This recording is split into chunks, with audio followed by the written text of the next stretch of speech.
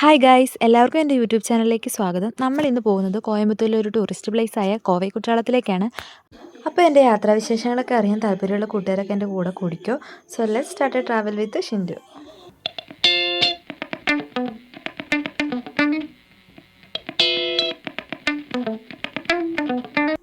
ഇപ്പോൾ നമ്മളുള്ളത് പൊത്തിയമ്പാളയം എന്ന സ്ഥലത്താണ്. ഇവിടുന്ന് നമ്മൾ തെന്നമ്പാളയം ബസ് സ്റ്റോപ്പിലേക്കാണ് പൊയ്ക്കൊണ്ടിരിക്കുന്നത്.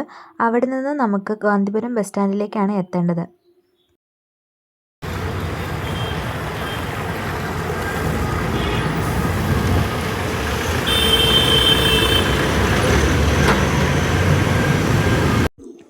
ഇതാണ് നമ്മുടെ ബസ്. 41B 108 നമ്പറുള്ള ബസ്സാണ് നമുക്ക് കിട്ടിയിരിക്കുന്നത്.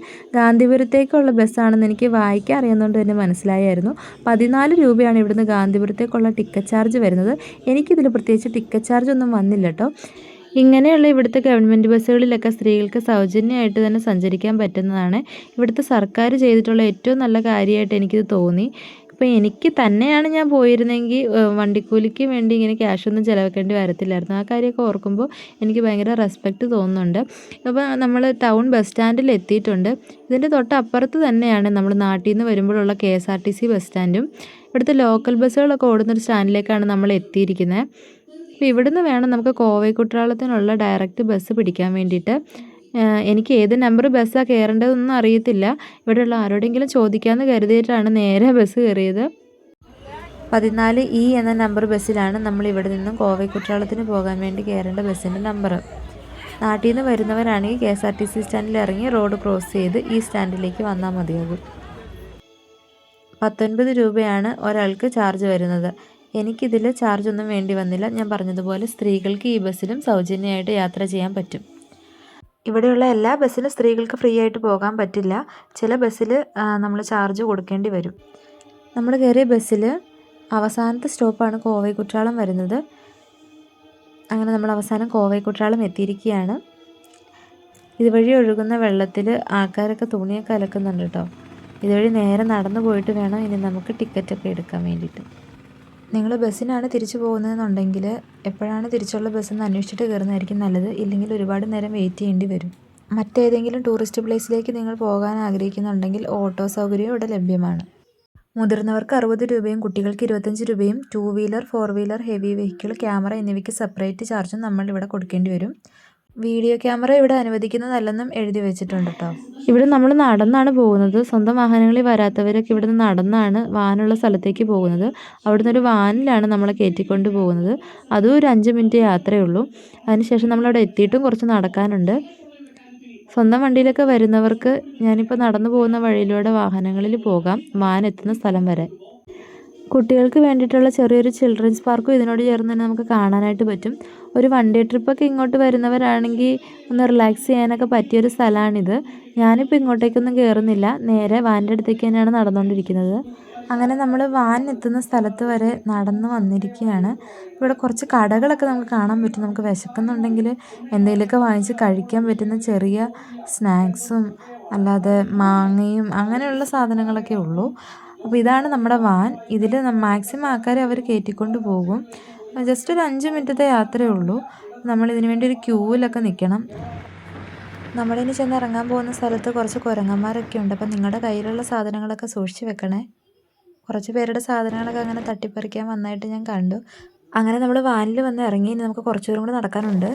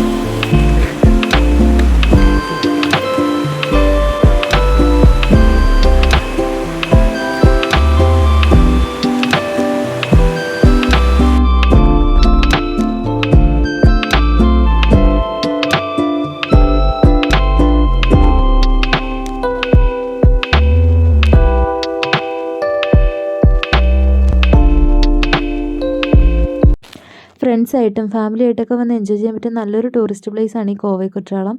രാവിലെ 10 മണി മുതൽ ഉച്ച കഴിഞ്ഞ് 2 മണി വരെയാണ് പ്രവേശന സമയമായിട്ട് വരുന്നത്.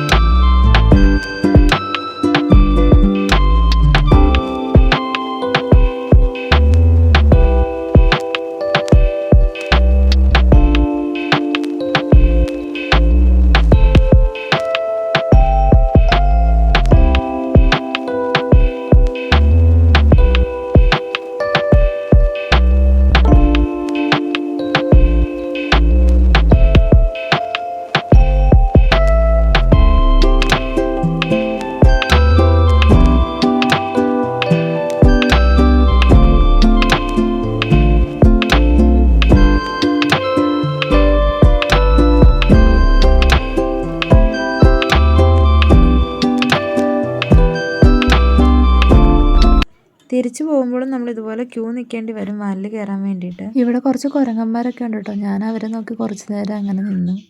തിരിച്ചു വന്ന് ഇറങ്ങുമ്പോൾ നമുക്ക് ചായയും പലഹാരങ്ങളും കഴിക്കാനുള്ള ചെറിയ കടകളും ഇവിടെ ഉണ്ട്. നമ്മൾ കറക്റ്റ് ഇറങ്ങി വന്നപ്പോൾ തന്നെ നമുക്ക് തിരിച്ചു പോകാനുള്ള ഒരു ബസ് അവിടെ നിന്ന് എടുത്തിട്ടുണ്ടായിരുന്നു. പിന്നെ ഈ ഓട്ടോ ചേട്ടന്മാരൊക്കെ നമ്മളെ ഈശായോഗയിൽ കൊണ്ട് വിടാമെന്ന് പറഞ്ഞു.